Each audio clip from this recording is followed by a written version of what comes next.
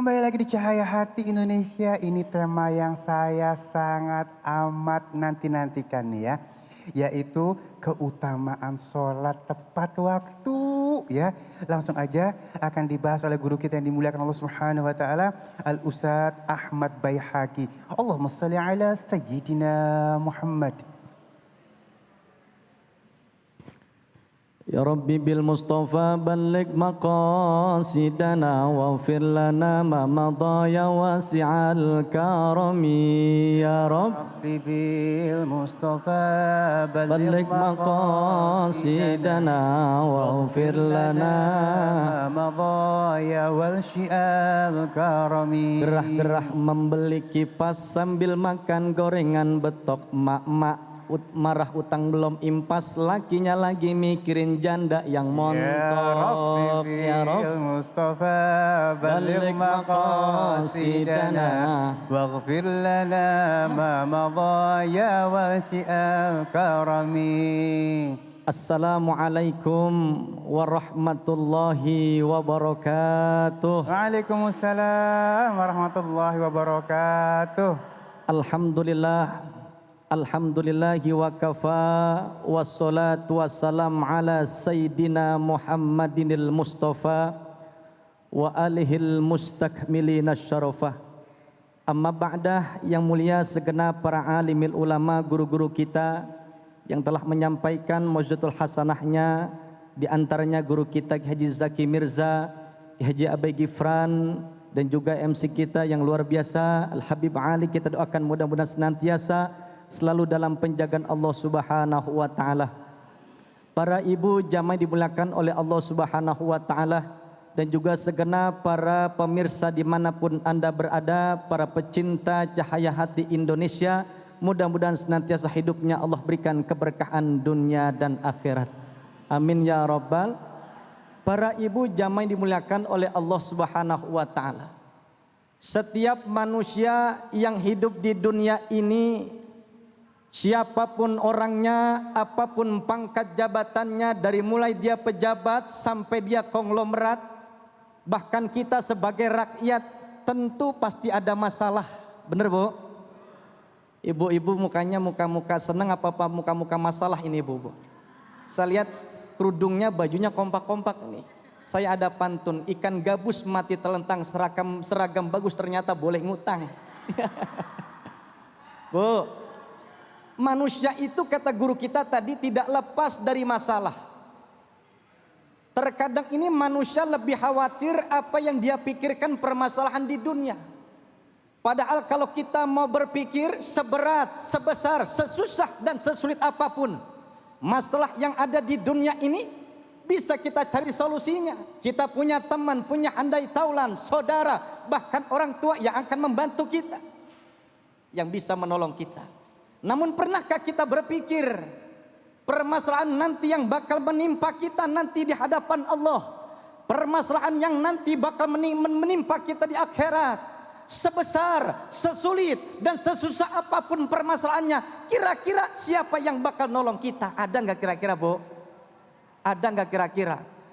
Maka Rasulullah Shallallahu Alaihi Wasallam memberikan satu solusi yang beliau katakan dalam satu hadisnya. Hadis ini terdapat di dalam kitab Nasoihul Ibad karangan Asy-Syaikh Al-Imam Ibnu Hajar Al-Asqalani. Beliau katakan arba'atu asya, ada 4 macam yang akan menyelamatkan manusia dari azab kubur dan juga nanti dari siksanya nanti di hadapan Allah di akhirat nanti. Yang pertama yaitu muhafizatus shalah, orang-orang yang senantiasa selalu dirinya menjaga salat di hadapan Allah Subhanahu. Rasulullah manusia yang mulia, manusia yang segala aspek kita bisa jadikan contoh. Kata Allah dalam Al-Quran, laqad kana lakum fi rasulillahi uswatun hasanah. Kata Allah, laqad kana lakum fi rasulillahi uswatun hasanah. Sungguh telah ada akhlak yang mulia, suri tauladan. Akhlak yang mulia pada diri Rasul. Akhlak Rasulullah itu multidimensi Bu. Kalau dalam bahasa santri itu isim nakiroh. Semua seni-seni dalam kehidupan kita, Rasulullah dapat kita jadikan contoh, termasuk dalam urusan ibadah. Ternyata Rasul meskipun sudah mendapat jaminan dari Allah, meskipun manusia yang dijaga, doanya diijabah, tapi Rasulullah dalam urusan ibadah, satu ketika dalam satu riwayat, Rasul sholat kakinya sampai bengkak-bengkak. Rasul Nabi kita yang udah dijamin tapi sholatnya sampai bengkak-bengkak. Kita pengen masuk surga, pengen husnul khotimah, ama sholat kagak open. Ya. Padahal perempuan mau masuk surga paling gampang, Habib Ali. Kata Nabi, idza sholatil mar'ah, apabila seorang perempuan yang menjaga sholatnya, 5 waktunya dia jaga, dia sholat tepat pada waktunya. Kata Nabi, wa hafizat farjaha wa ata'at zaujaha, dan juga dia jaga kehormatannya, dan juga dia nur sama suami, wa shamat syahraha, dan juga dia puasa di bulan Ramadan, maka kata Nabi jaminannya dakhalal jannah, masuk surganya Allah Subhanahu wa taala. Amin. Ngapa? Amin aja pakai disuruh, udah kayak odol. Bu, odol kalau dipencet baru keluar tuh Bu ya. Dasar odol. Bu, pengen masuk surga? Siapa ingin ke surga, pintu selalu terbuka. Siapa ingin ke surga, pintu selalu terbuka. Tak mudah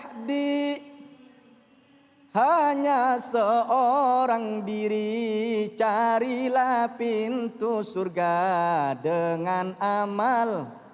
Alhamdulillah. Ayo jaga sholat. Ternyata sholat itu bisa menjadi penolong buat kita. Bahkan dalam satu hadisnya kafaratun. Ternyata sholat yang kita laksanakan itu ternyata menjadi penyebab dosa-dosa kita diampuni oleh Allah. Ibu sholat johor, masuk sholat asar masuk sholat maghrib. Ternyata di antara sholat-sholat itulah dosa-dosa kita diampuni oleh Allah Subhanahu wa taala. Maka orang yang menjaga sholatnya, orang yang senantiasa tepat pada waktunya dia ibadah, maka jaminannya surganya Allah Subhanahu wa taala. Bu, ibu-ibu pasukan Avatar apa pasukan tepat waktu nih? Tepat waktu. Tepat waktu ya? Insya Allah. Jangan jadi pasukan Avatar apa-apa. Ntar malam Jumat waktunya ngaji, habis sholat maghrib dia baca Yasin, Bismillahirrahmanirrahim, Yasin. Kelar Yasin masuk sholat Isya. Begitu waktu kumandang sudah azan, hayyala sholat.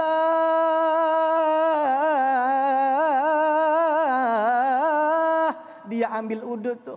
Begitu ambil udhu, udah pakai mukena, rapih banget mukena udah dipakai. Anaknya keluar dari kamar, Ma, remote TV mana? Begitu udah pakai mukena, Nabi udah rapih, anaknya keluar nanya remote TV, ada kali di atas kulkas. Begitu udah rapi, udah duduk, udah diri di atas sejadah, pengen sholat tuh. Anaknya nanya lagi, emak belum ketemu, ada kali di atas menggel. Begitu anaknya udah rapi, udah duduk di depan TV, emang filmnya apa? Ikatan Cinta, ya kagak jadi sholat dah. Sambil geledek nih. Ayo sholat tepat waktu. Orang yang sholat tepat waktunya, orang yang menjaga sholatnya, jaminannya surganya Allah Subhanahu wa ta'ala. Amin ya Rabbal. Sebab orang yang sholatnya tuh, yang dia jaga tepat pada waktunya, tanda-tanda orang yang takut kepada Allah. Tanda-tanda orang yang takwa kepada Allah, Bu. Orang yang takwa kepada Allah, orang yang takut kepada Allah, bahkan jaminannya bukan hanya surga, tapi di dunia juga bakal Allah berikan kebahagiaan. Kata Allah, wa may yattaqillaha yaj'al lahu makhraja wa yarzuqhu min haitsu la yahtasib. Maka nanti bakal Allah berikan rezeki dari tempat yang tak terduga-duga. Amin ya Rabbal. Ayo perbaiki sholatmu, maka nanti akan Allah perbaiki hidupmu. Semoga manfaat. Assalamualaikum warahmatullahi wabarakatuh. Waalaikumsalam warahmatullahi wabarakatuh. Masya Allah guruku. Ada yang mengibaratkan katanya. Kalau misalnya ibadahnya entar Allah juga ngentar-ngentarin kita. Katanya gitu, bener ya guru ya? Betul. Giliran minta apa, antar aja katanya. Itu bisa gitu gak sih guru? Betul. Betul ya? Jadi begini Habibana. Kalau kita memprioritaskan Allah tuh, bakal Allah kita prioritasin. Begitu kan kira-kira Bu ya? Benar. Ibu pengen jadi orang nomor 1 tuh di kantor. Maka ibu kudu nurut tuh sama majikan. Benar guru. Maka ibu kudu nurut tuh sama kepala kantor. Kalau ibu pengen jadi orang nomor 1, kudu nurut sama kepala kantor. Begitu juga Allah bakal memenuhi apa yang jadi kebutuhan kita kalau kita mendahulukan perintah Allah. Dahulukan perintah Allah, maka bakal Allah cukupkan kebutuhan kita di dunia. Kira-kira kan begitu, insya Allah. Jadi kalau misalnya kita disiplin, kita taat sama Allah, Allah juga kalau mau ngabulin doanya memalu kalau entar-entar ya. Nah. Betul Bibana. Nah, guru ada yang bilang katanya beda pahalanya yang on time sama yang in time. Yang sewaktu-waktu. Bedanya di mana sih guru? Orang yang on time sama orang yang entar-entar, Ibu ya. Pahalanya beda. Ibarat kita sedang sholat di saf tuh. Sholat kalau kita sholat di masjid, saf terdepan tuh pahalanya beda-beda Bu. Saf pertama, saf kedua, saf ketiga, saf keempat, ke saf kelima. Itu pahalanya beda-beda. Ada yang paling belakang pahalanya bebek. Ada yang pahalanya dapatnya ayam. Paling depan dapatnya onta. Barisan kedua dapatnya sapi. Barisan ketiga dapatnya kebo. Barisan keempat dapatnya kambing. Begitu juga sholat.